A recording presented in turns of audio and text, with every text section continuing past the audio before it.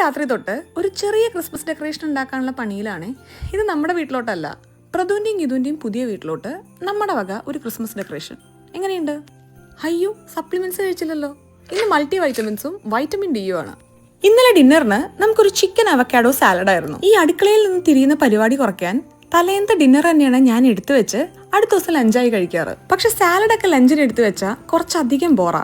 അതുകൊണ്ട് നമുക്ക് തൽക്കാലം ബാക്കി വന്ന ഗ്രിൽ ചിക്കനും സെയിം ഇൻഗ്രീഡിയൻസും ഉപയോഗിച്ച് നമുക്കൊരു ചിക്കൻ അവക്കാഡോ ടോസ്റ്റ് ആക്കാം. എന്റെ ജീവിതത്തിൽ ഇന്നേ വരെ മുറിച്ച ക്യാരറ്റ് മുഴുവൻ ഞാൻ കുക്കിങ്ങിന് ഉപയോഗിച്ചിട്ടില്ല. പകുതി എന്റെ വായക്കാ പോവാറ്. ഇനി അവക്കാഡോ നല്ലോണം ഒന്ന് ഉടച്ചതിന് ശേഷം കുറച്ച് യോഗട്ടും നമ്മൾ മുറിച്ച് വെച്ച എല്ലാ ഇൻഗ്രീഡിയൻസും ആഡ് ചെയ്ത് നല്ലോണം മിക്സ് ചെയ്യാം. കുറച്ച് ലൈം ജ്യൂസ് ആഡ് ചെയ്യാട്ടോ. ഇനി ഒലീവ് ഓയിലൊക്കെ സ്പ്രേ ചെയ്ത് നമുക്ക് ബ്രെഡ് നല്ല മുരുമുരാന്ന് മുരിച്ചെടുക്കാം.